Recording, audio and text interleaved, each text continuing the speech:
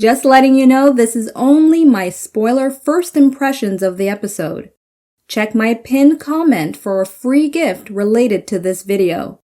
And to watch my unfiltered reactions with exclusive bonuses, join my Asha Media TV Club. The link is in the description box below. Now, here's my afterthoughts of this episode of Fringe. So that leads into season 5.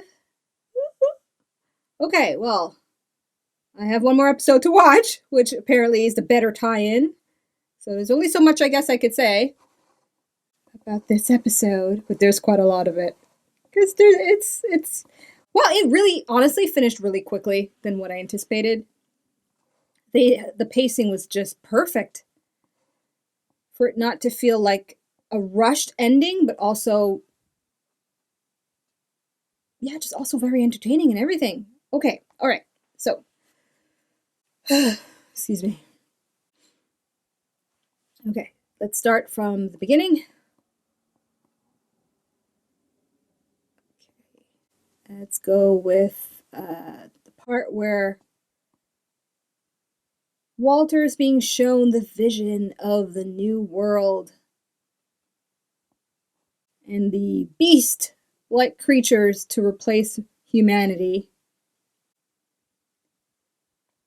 And although I commented throughout my reaction that I thought at the very minimum he would have something to gain from it, Bell, in terms of perhaps, I don't know, whatever he's doing would add to his longevity. But instead it's just, let's create a new world because we can, or I can, because he took it from Walter. And these beasts are better than mankind, so, you know, go forth and be fruitful kind of thing. Anyways, it's very much, it's very much in line with the godlike themes they've been presenting since the very beginning. I'll just say that all the dialogue they gave William Bell to describe the whole scenario describes the whole scenario. It was good. And I like how you have Leonard Nimoy. He has a way, it's so interesting because, like, just from pop culture, because I haven't watched all the Star Trek stuff. I'm not really a Star Trek person.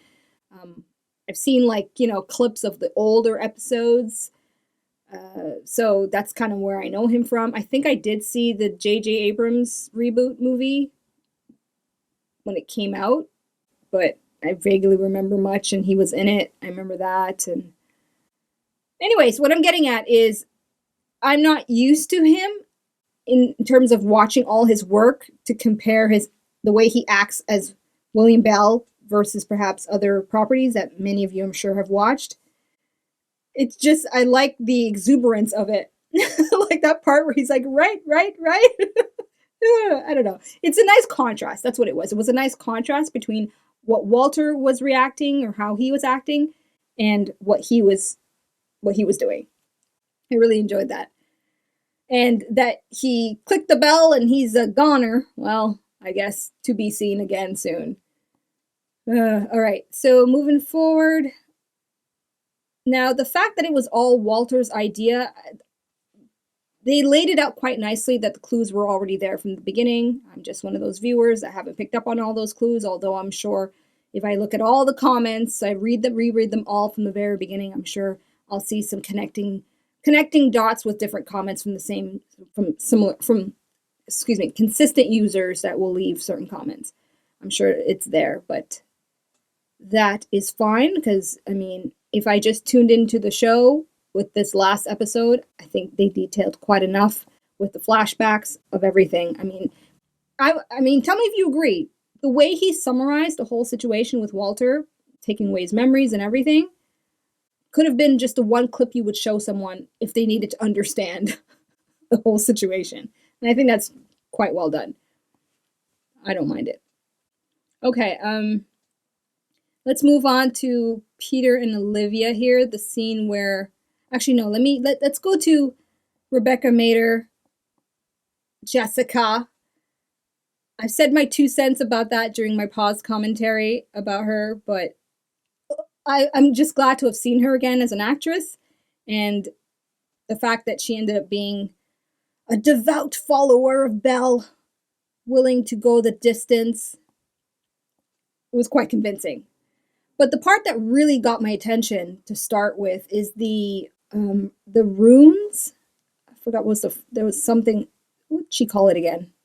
I can't remember. But something runes, and how it stopped September in his tracks. And now, I can't remember as well, did he get himself out of there by taking the floor with him? Or did Rebecca transport him somehow, some way? Maybe they did answer it in the episode, but at the moment I don't remember. Okay. That was cool only because of what it led up to. Probably one of the best action sequences of the entire series.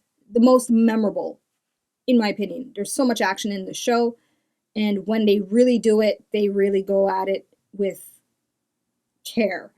And yeah, so for me, that's definitely it definitely merits A+ for the action sequence of not only September catching the bullets the first time around, but also the explanation, which I pretty much got as basically he moves faster than the human eye can see due to technology that's advanced something.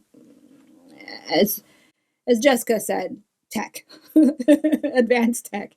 And then she ended up having a gun that was made to go as fast as him, or faster, but not that fast, where Cortexiphan powered Olivia caught them all and threw it back at her. That was awesome. Very much rewind worthy and GIF worthy. So I'm definitely making a GIF for the hell of it. For sure. Okay, let's move along. So right after that, now I know from that scene where he got his bullet wound from, but the whole thing about the fact that he hadn't gotten to the point of going back in time to tell her that she would have, that in every future she dies. I'll leave it up to you to describe if it's possible, unless it leads to spoilers to something, but I don't see how at the moment. Like, the fact that she told him at this point, would he then decide, oh no, I don't know. Because he's like, I have to go back to the future and check things out. And then he comes back to Walter at the end. And he's like, they're coming. My boss and my brothers are coming. Okay, so I'm not sure what to make of that. I'll just leave that blank for now. I'll let you guide me on that part if it's necessary to understand. Okay, yeah. The next memorable scene, for sure. And I'd probably say it's the scene, like the scene to not forget. And that's the Jessica reanimation. That was so creepy visually to watch. Just with her unfocused eyes and everything, which reminds me of the marionette episode. Because she's not alive, right? And you have to be cognizant to control your body. Am I right along those lines of why everything was just mechanically forced? But yet her mouth is moving fine and she's smiling at times. I don't know the physiology of that, so it's like I kind of grasp an idea of it.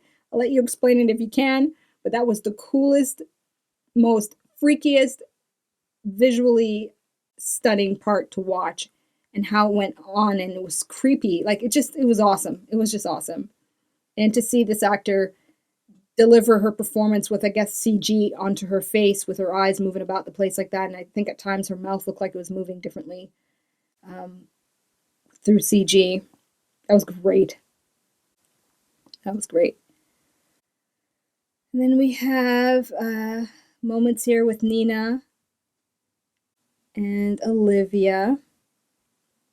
And I've resigned away to be suspicious about her because, especially towards the part right before they jump onto the boat, I was screaming in my mind, I have no reason to be suspicious, although you gave me kind of 3.5 seasons of it, but I think they did a decent job. And from commentary, I was actually remembering too at the same time in my mind, I was remembering certain comments from club members who broke down why this particular Nina is not really the one to be suspicious of the way I would have been for the previous Nina version. From like season 1, say, right? Okay. Let's move on. What else I got before I reach the climax of the bullet? Not much else, really. I think I've covered all that. Okay, so yeah, let's get to that. The part where Walter shoots her in the head, knowing or trusting or having faith, I mean, all of the above, that her the cortex fan in her system would allow her to heal the way the lemon cake did, and and now I'm thinking back on my own commentary about that scene, thinking that it kind of went on for too long. I still think that, but just the last shot of it showing the healing factor with the cake and how it ties in very nicely with the healing process with her brain tissue healing and everything. And I'm glad they didn't go with the tropey thing of, being shot in the head or any type of head trauma. You see in a lot of stuff, whether TV, movies, doesn't matter. You see it in there. And it's from a movie I was thinking about that coincides to a character that I actually uttered out loud. And that person, got shot in the head and then lost all their memory. And I'm glad they didn't have that kind of adverse effect. Instead, they had what I think is believable and I think is actually good to have if you're going to continue on with this show and not have her overpower every single scene, and that's to have her cortex fan abilities diminish. Walter said it's negligible, so I'm presuming then it just won't be a thing anymore they will bother to use with her, unless maybe... Like, I'm wondering right now, let's say she got another dose of it. Would her body take it in again and those powers would manifest? Or just, that's it, that's all, That's what I'm wondering. If it's not a spoiler to answer me. All right. Okay, so, yeah, we're at the end. I mean, it's nice that Walter said Astrid. And again, in that moment, too, I also remembered comments about... or one particular comment where you nicely broke it down about Walter's reluctance to emotionally attach himself to Astrid the way he did to his previous assistant. And I guess calling her by her name deliberately with a sly smile and a Twizzler in the mouth, or the red vine, whichever. I can't tell the difference. I think somebody tried to explain it, but I can't remember what the explanation was. But yeah.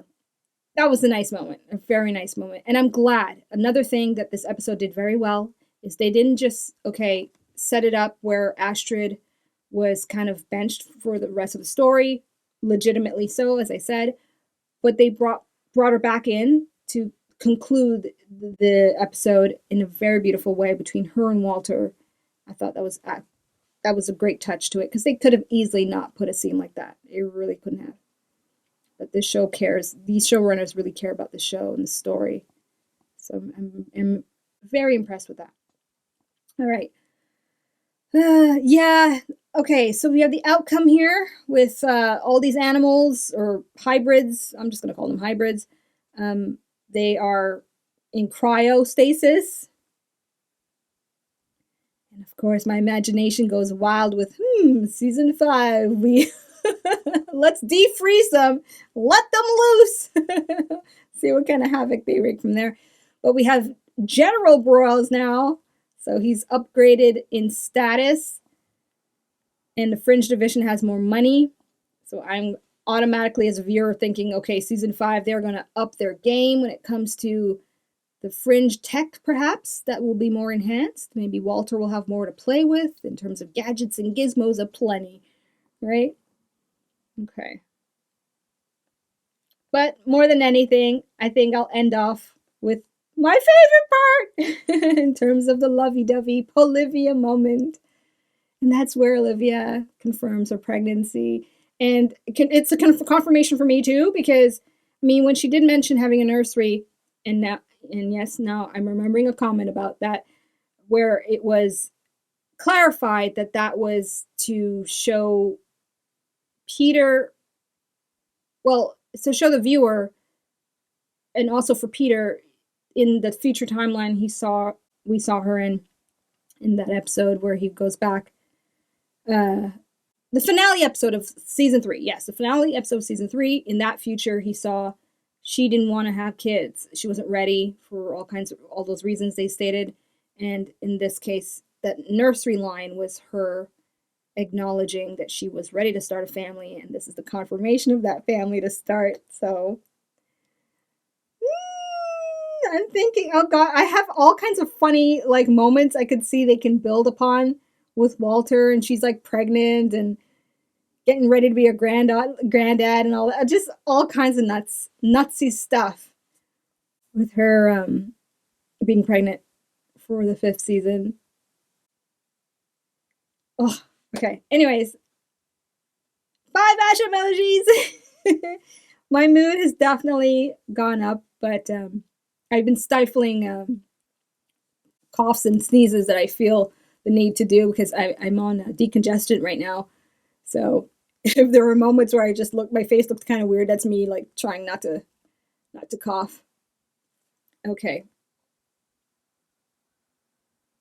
I have nothing else to say. I really enjoyed this, but the fact that this is not the last episode of the season to watch now. Let's get to episode 19. So yeah, I'll do that shortly. So for now, there you have it. That's my reaction and my afterthoughts for episode 22 of the 4th season of Fringe. If you want access to my full uncut reaction, including my paused commentary moments and other bonuses that I share only with club members, details on joining my club is in the description box below for you. Okay, so you know the drill now. I'm going to press play on the next final episode of the season, and you're going to see me in that video soon enough. Peace out. This is my peace sign. Bye. Thank you so much for watching. Be sure to subscribe and check out my other videos.